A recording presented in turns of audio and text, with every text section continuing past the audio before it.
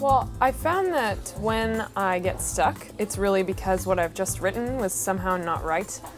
I don't always know exactly what even I think about the story, so I usually go back and read what I've just written and try to fix it or completely destroy it and write something else, because I'm big on being really ruthless with the manuscript, just chopping it to pieces, because I don't know, that's the only way I've found that works. So usually that's what I do when I'm in a funk, but sometimes it just requires going out into the world and experiencing things that are completely unrelated to the written word, like museums or, I don't know, just nature or conversations with people, you know? Sometimes I find that when I've been sitting in my apartment for several days, I just can't do it anymore. I just need to talk to people, so.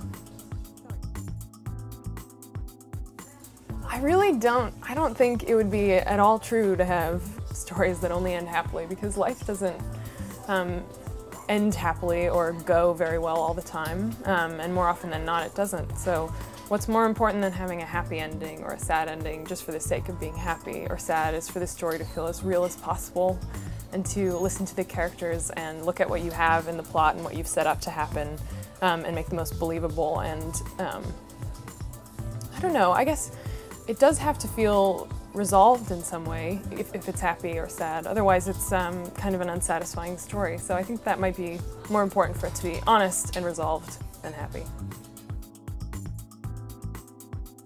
What I have found after writing the book is that teens ask better questions than adult readers, because I think they read in a different way. One thing about growing up is that you start to carry everything that you've experienced and all of yourself into the reading, whereas when you're younger, I think you're freer to just read the story as it is and take it as it is, and then what you're curious about is what is actually going on inside the text, instead of, you know, what you are interpreting, like, is this book about standardized tests, or what are you trying to say about this? And teens are just like, what happens to this character? Where does she live?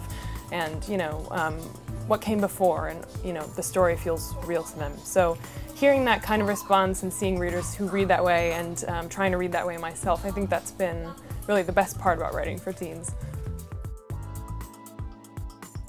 That's tough.